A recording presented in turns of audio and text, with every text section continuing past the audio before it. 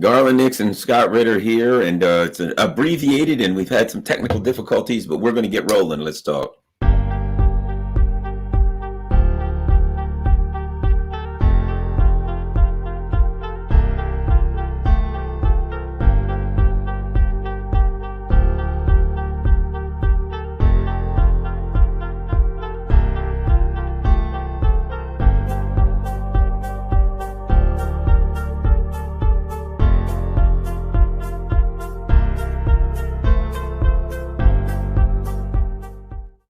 Well, it's been a difficult morning here for any number of reasons, all kind of technical difficulties, all kind of problems, but we finally got going here. Garland and Scott Ritter. Scott, let's get right to it since we only got a half hour or so. Recently, Stoltenberg's office said, well, the Ukrainians may have to give up territorial concessions in return for membership into NATO. A lot of flaws there now, apparently. And then Ukraine, of course, came back. Oh, there's no way we'll ever, of course, they're going to defeat the Russians. They're going to, within weeks, I'm sure they'll be in Red Square, taking the Kremlin, how that rhetoric goes. But so apparently NATO's walking that back. No, we didn't mean concessions. What we meant. What do you make of all this foolish rhetoric? And that's what I'm calling it, foolish rhetoric. What do you make of it, Scott? I mean, there's been a disconnect between NATO and reality for some time now. Their whole approach towards Ukraine is fantasy laced. But it's interesting that they are recognizing that Ukraine isn't going to be able to achieve the objectives that it's set out for itself in terms of reacquiring, reconquering the territories that Russia has assimilated, namely Kherson, Zaporizhia, the Donbass, Crimea. That's not going to happen. NATO is now woken up to that fact. And so what NATO is saying is, Ukraine, you're going to have to accept reality here. But then they dangle a carrot that's never going to happen as well. This is part of the fantasy. Why is Russia at war with Ukraine today to begin with? Because Ukraine was seeking NATO membership.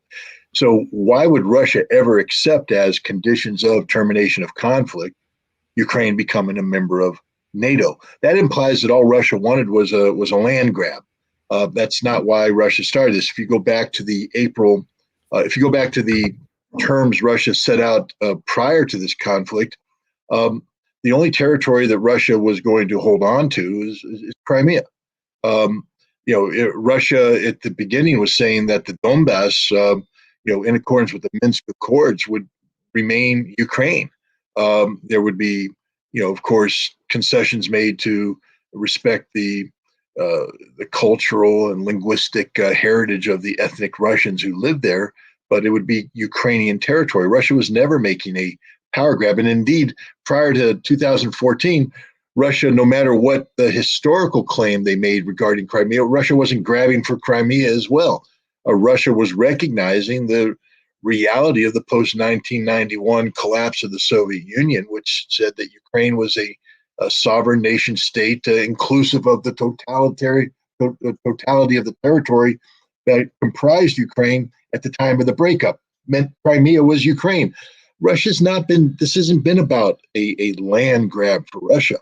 The Russian land grab in Kherson, Zaporizhia, and the Donbass came as a result of Ukraine's refusing to accept a negotiated settlement, the 1 April 2022 settlement, that would have brought an end to this conflict, and which would have returned Kherson and Zaporizhia to Ukraine and would have kept Donbass as an independent entity, leaving it up to the citizens of Donbass to decide which way they wanted to go. The only thing Russia's demanded is that Ukraine not be a member of NATO. And so the idea that suddenly NATO's going, hey, go ahead and give Russia all the land that it's already taken, and we'll give you NATO membership in exchange is an absurdity. But it points to the fact that the West is waking up to the reality that Russia has won this war, that Russia is not going to give up this territory. And they're now looking for an off-ramp that would be satisfactory to Ukraine. Remember, the Ukrainian government, Zelensky has put forward a 10-point peace plan, all 10 points of which are unrealistic. And they took this peace plan to Jeddah in Saudi Arabia last week. And it was basically the world said, no, this is unrealistic. This isn't going to happen. So the Ukrainians are going to be compelled at some point in time to come face to face with the reality that if there's going to be a peaceful resolution to this conflict, it won't be done on terms dictated by Ukraine. It'll be done on terms that are acceptable to Russia. And again, we take a look at the reality on the battlefield right now, and I'm sure we'll probably expand on this later, but Ukraine has committed its last strategic reserves. There's nothing left. Once they burn through the 82nd Air Mobile Brigade, which they're in the process of doing right now, basically a battalion of it has been chewed up in one day of combat. 3 companies went forward, got wiped out. They've retreated. Once they chew through these strategic reserves, there's nothing left.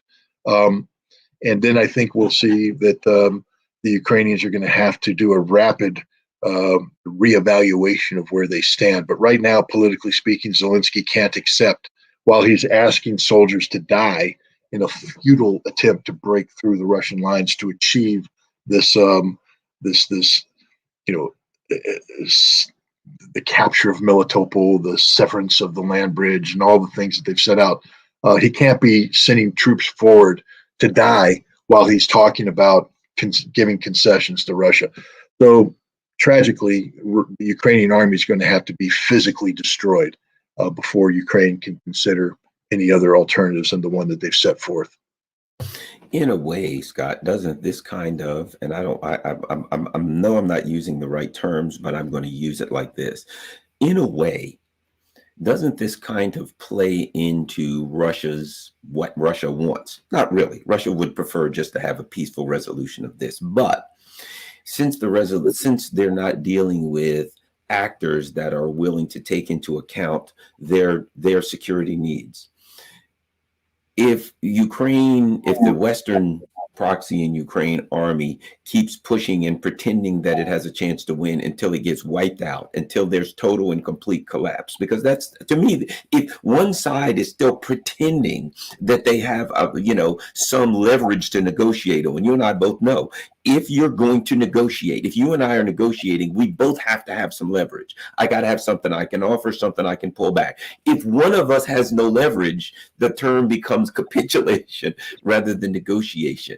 Since the Western powers, in talking to themselves, cannot acknowledge the reality of the battlefield situation, doesn't that mean that Russia just pushes this until you get collapse, and at that point, they're going to get what they want by imposing it, rather than, reality will dictate the outcome, rather than some negotiation with people who are still pretending that Ukraine has leverage when they have none. What's interesting is, look, that was the position that I took as an analyst, thinking that was what the Russians were seeking when they first went in the special military operation. That this was going to be an all or nothing Russia. It's the Russian way or the highway. Demilitarization was an extreme. Denazification was an extreme, and absolutely total prohibition on NATO. But what we found when the Russians went, when they put their peace treaty on the table for the 1 April meeting in Istanbul, was that the Russians had a very lax definition of demilitarization. It just basically meant sort of pull back over here. But there was no, give us all the equipment. Russia was going to leave a very viable military force for the Ukrainians. Denazification was in words only. There was not going to be any enforced, compelled denazification. The Zelensky government was going to retain power. The Rada would continue to be configured the way it was, with significant membership by these right-wing political elements. So the only thing that Russia insisted on was no NATO. That seems to be the red line. And it appears that the Russian government has been using that 1 April negotiation position as the foundation upon which it was moving forward. So, what you just discussed is, again, we're coming back full circle. it's what I think Russia should have done all along, which is to say demilitarization means you don't get a military anymore. We're going to either kill them all, capture them all, or we're going to just dismantle it. It's done. Anything NATO touched no longer is allowed to exist.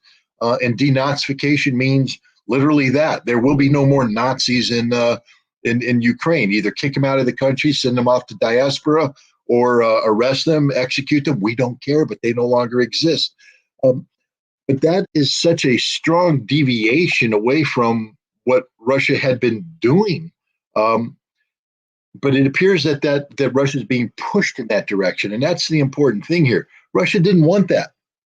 I would have assumed that's what Russia was pushing for, but it's clear based upon what Russia was willing to negotiate back in April that's not what they were looking for. And this is I think history will condemn NATO for what they've done here and condemn the Ukrainian government for what it's done. They could have had a peace that gave them a lot, and not just in terms of retaining an essence of their sovereignty, but preserving hundreds of thousands of lives, maintaining normalcy for tens of millions of people who otherwise would not have been displaced from their homes, preventing the trillions of dollars of infrastructure damage. This all could have been prevented had Ukraine and NATO been realistic, but now they're not, and they've pushed Russia to the point where I think that the Russian position going forward is going to be just what we talked about. Not because they're demanding it on the negotiating table, but by denying Russia access to a negotiating table, Russia's going to end up destroying the Ukrainian military in totality. And in doing so, Russia's going to precipitate a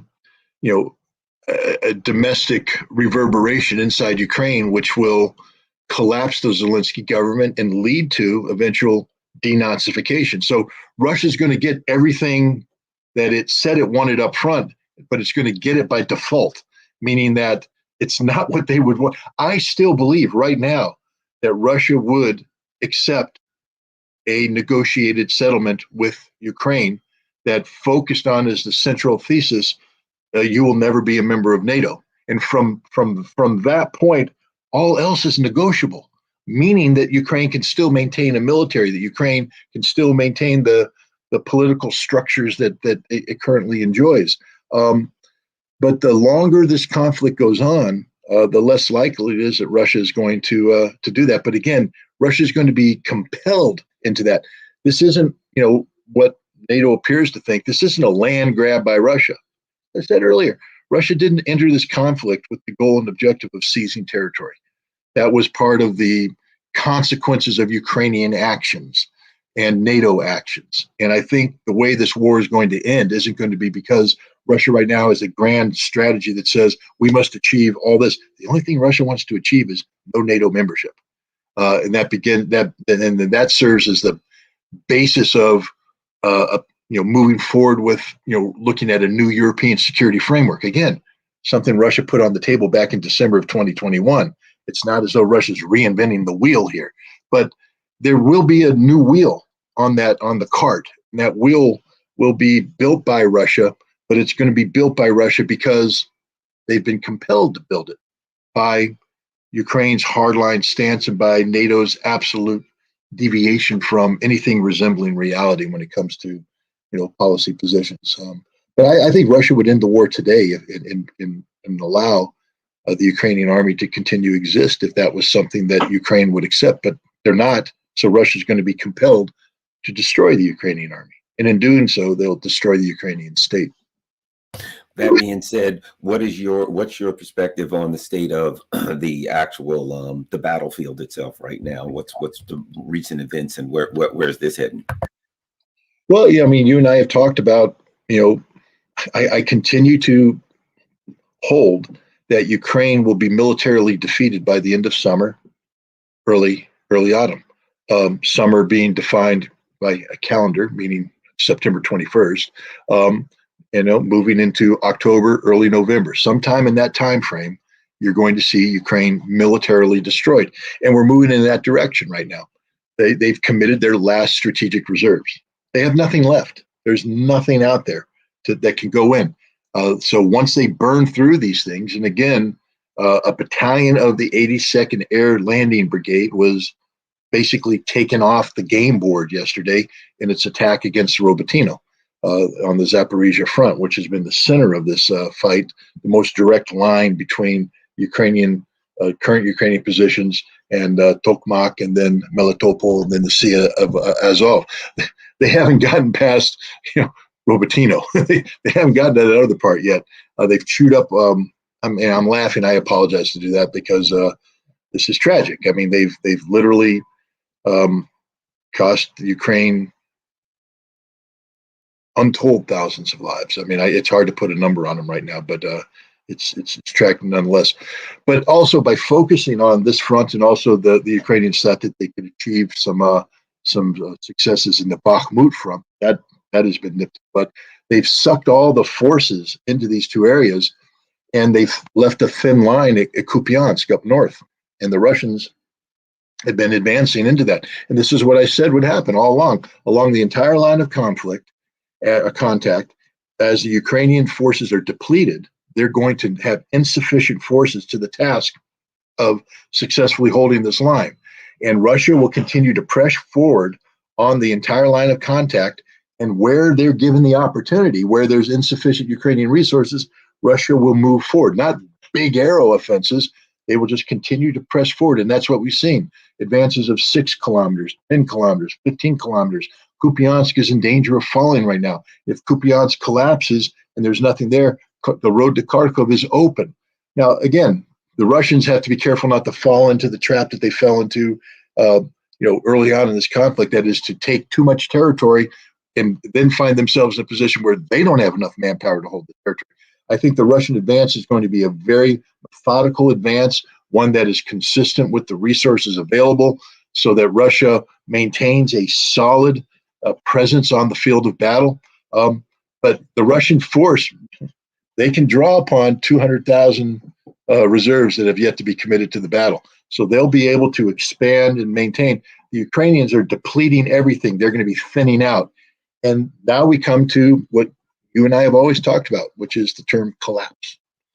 And that's the direction we're heading towards right now, is the collapse of cohesiveness on the Ukrainian front, that the Ukrainians are going to not be able to maintain sufficient military power on the front. Russia will be able to exploit this push. And war isn't just about firepower. That we've been focusing on firepower lately, how much artillery can be brought to bear, et cetera.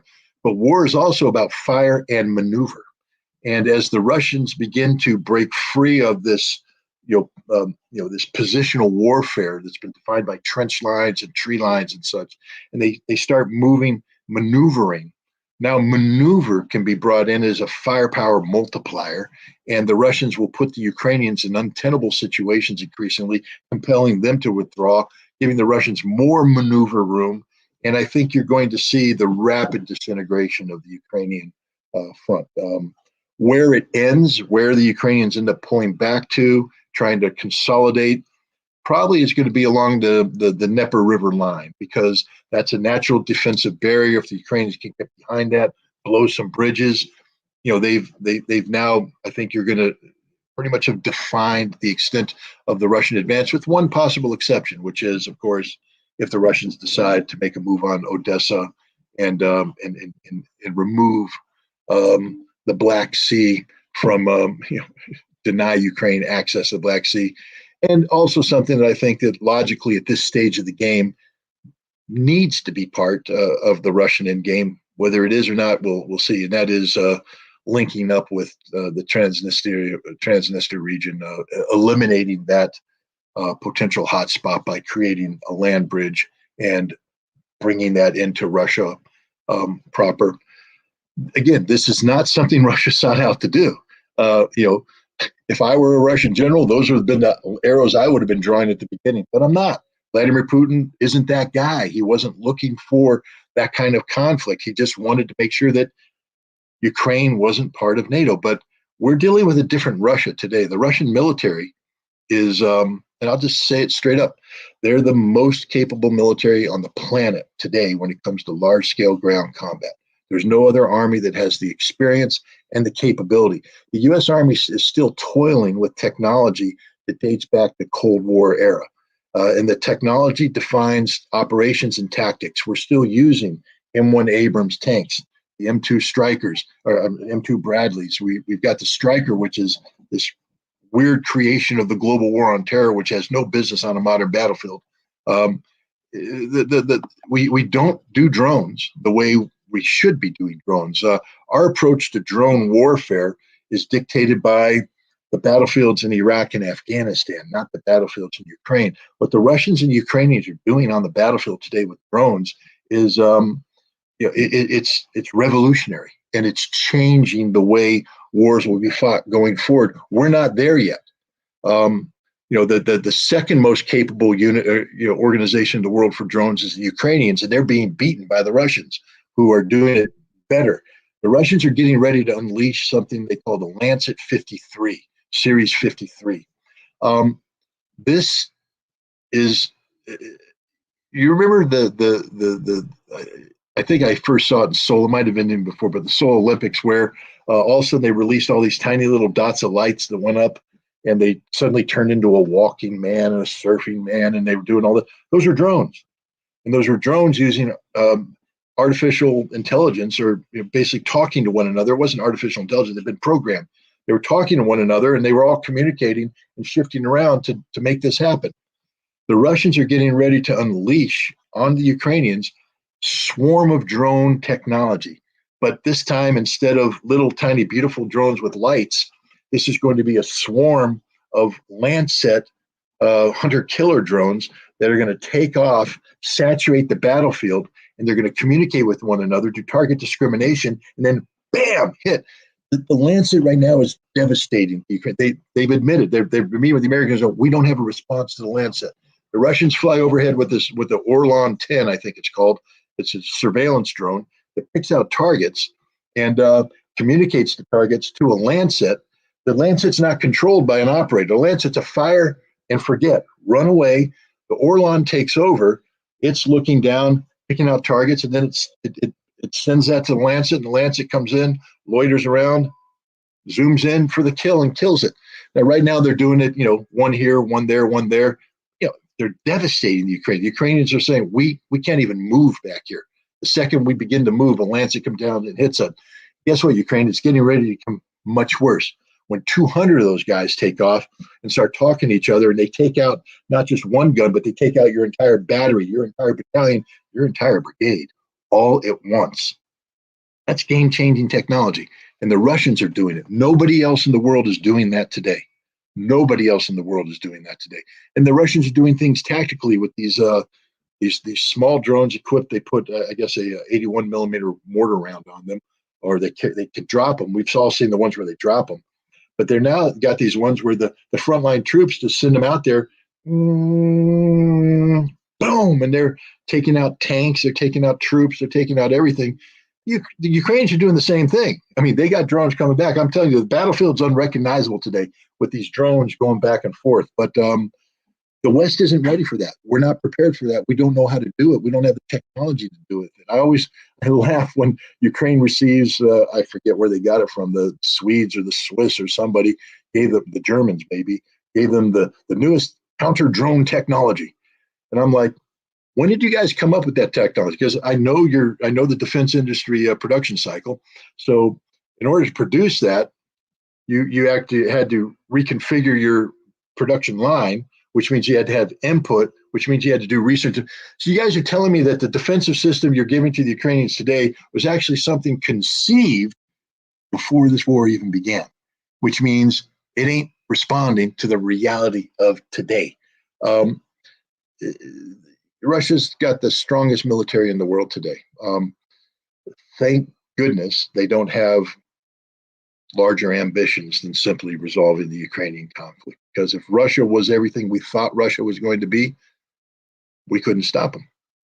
Well, I think there's a dynamic there that creates that outcome, in that one of the reasons that Russia is strong is because if you're fighting along your border, right? Your supply lines are shorter. You can do a lot of different things than you can with these expeditionary forces that you're sending halfway across the world. So I think part of what makes a power strong is where it's fighting on all of the things. So their equipment is designed for the climate. It's designed for the terrain. It's designed for the everything on their border. So in that they have the equipment that's designed for the environment they're fighting in. Their strategic their strategies are also specifically for those types of climate. Okay, well, we know when this happens we can do this, and then it's the rainy season, and it's that blah blah blah, then it freezes for a while, that may come or go. So I also think that part of what makes a country strong is a defensive military. Defensive is always going to be stronger than offensive. You need less power. They don't have to have 10 or 12 aircraft carriers, because their aircraft are flying in their airspace for the most. Do you know what I'm saying, Scott?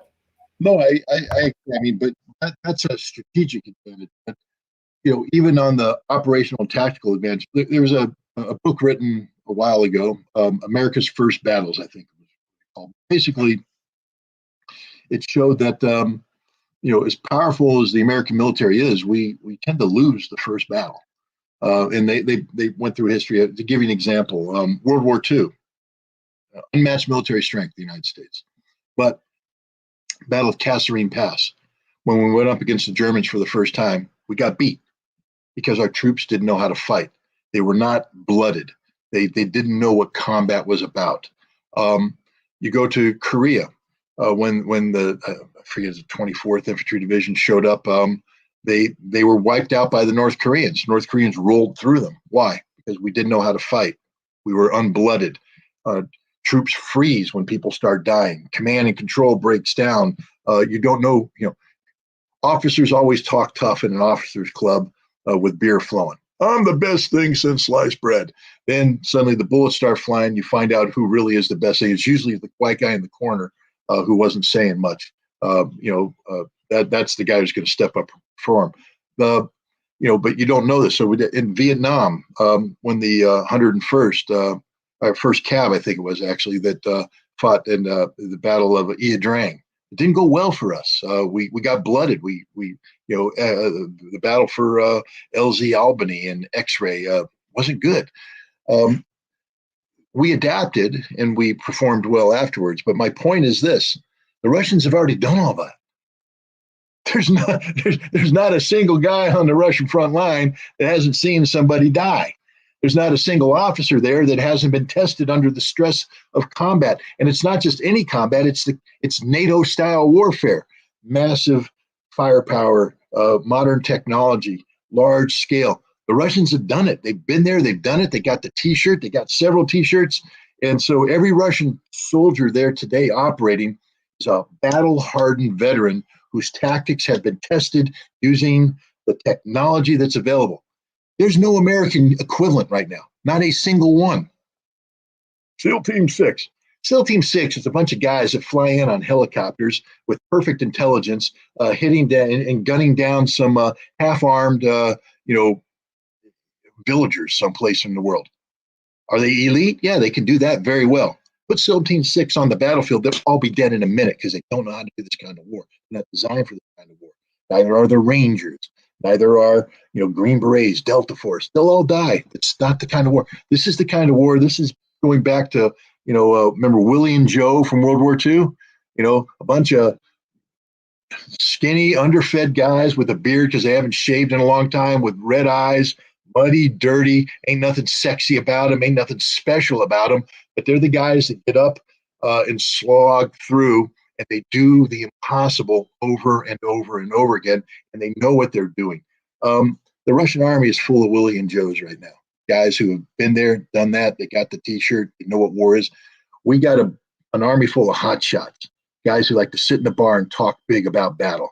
But none of them have been tested in this.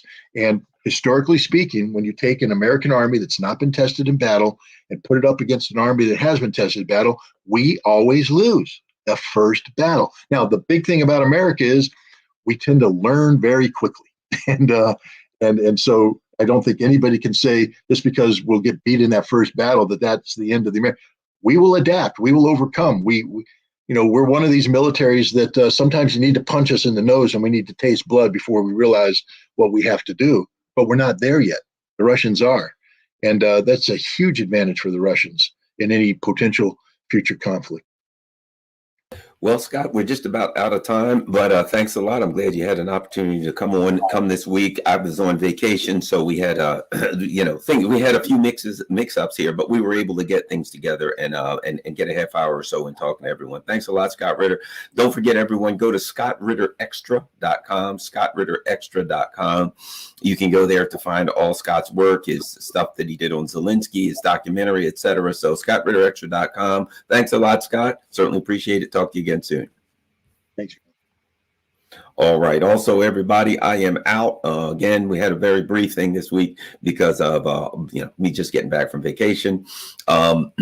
If you can, support the channel at Garland Nixon on Twitter, Garland.Nixon on Instagram, just plain old Garland Nixon on Facebook. And of course, I'm also on Telegram. Follow me there. If you can support the channel, go to Buy Me a Coffee. You can do that, buymeacoffee.com. Don't forget, Buy Me a Coffee is like Patreon now. You can just do the Buy Me a Coffee, $5 or whatever the hell, but you can also do the monthly, just like Patreon on Buy Me a Coffee.